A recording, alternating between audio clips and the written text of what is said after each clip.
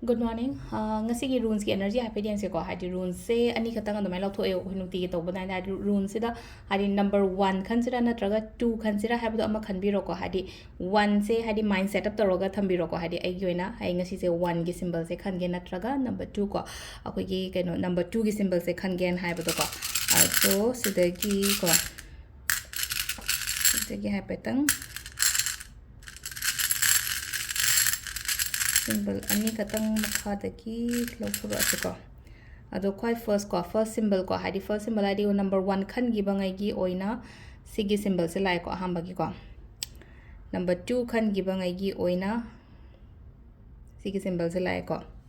do sigi meaning sina kai kai no habdo do sai petang yeng minarase energy yamna stable oi ko ahambagi se ko ahambagi laiba symbol se energy se katang stable oiba khotpa adumaina oina oi ko aduga sida hadi sum laigumba ningba khotpa su natraga hadi adumbagi wakhan ju khara leigani ko ngasi gi oina haragadi lai khoiram ninga pani khangde amani khangde ko aduga akhoi amana mu kai hage kansida pot kumba phangba hanagi yetnaraga leigiba pot kumba hai tar ko hadi kuina ga sum yetnaraga phanggadabadi leiraga oigadabadi leiraga atum oidana leiba khopa atum oiraga su ko hadi sida adumai lei ko hadi main oina hadi ko property gi matang da su oi ko khatang hadi akoina property haragadi koi hingon kari ka yena ba khotpa gumba leiraga su adugi poto aigi favor da lakpa khopa adumai taraga oi ko number 2 ko number 2 gi symbol sidi akoina paisa gi symbol oina oi ko aduna simple oina harabada ngasi gi oina hadi lan thum changakpa khotpa paisa gi dukan phamba oiraga na profit leiba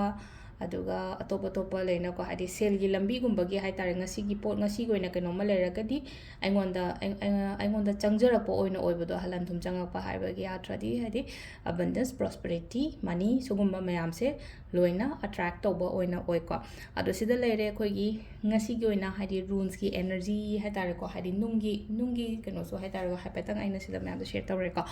maka ta ung yemina se ko na thank you